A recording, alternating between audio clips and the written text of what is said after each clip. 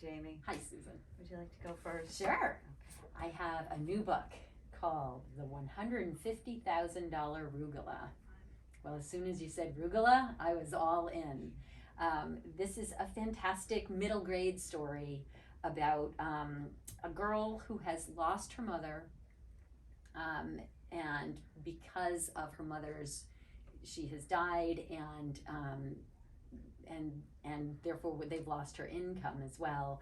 So she and her father pack up and move from the West Coast to Ohio to live with her grandmother. It's a supportive environment for her, but she is still, of course, very sad. She misses her mom, and she has to start a new school with new friends, and she's not really interested in any of that. She's just sort of all balled up in a ball. And the boy who lives in that town in Ohio, this is a town that has a company that's sort of like King Arthur Flour, where they make flour, but they also have a whole line of cooking ware. And he has everything because every year they've got this great contest that you can submit to, and then you can win $150,000. And that has been his goal since he was a small child. He doesn't get a lot of support for being a very good baker in his family, but that's he doesn't mind that. He's just gonna go right ahead and keep doing it. This year, the contest age limit has been lowered, so they can compete, but the rules have changed a little, so they have to be paired up. And they got paired up, I think, by the contest people. I think someone pairs them up. They're sort of very reluctantly paired. It's just fantastic. Her story arc of going from being a very closed off person to someone who understands opening up and stuff.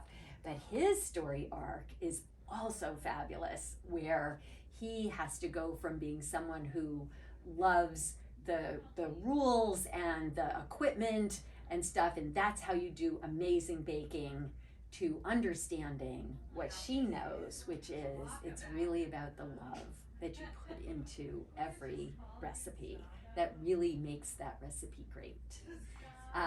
It's really fun. It's excellent. I know it sounds a little dark for her, but she comes through it. There's so much support that it's not too bad. And guess what?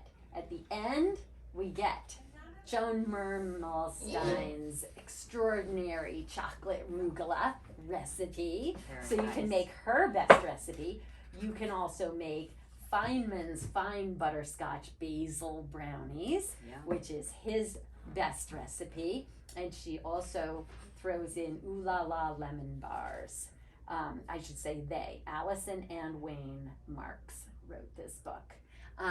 There is also some Jewish culture in here too, so I think this is a great story to hand to kids during Rosh Hashanah or even Hanukkah, because it is about family and love and really home and where it all really matters. So, great book. Wonderful. That sounds great. All right. I have something completely different. I know it's only September 1st and I might be pushing the envelope, but had to pick it up. This is called Only If You Dare, 13 Stories of Darkness and Doom by Josh Allen. And I'll just read a little of the summary. You might think you're safe from monsters and menaces, but everyday objects can turn against you too.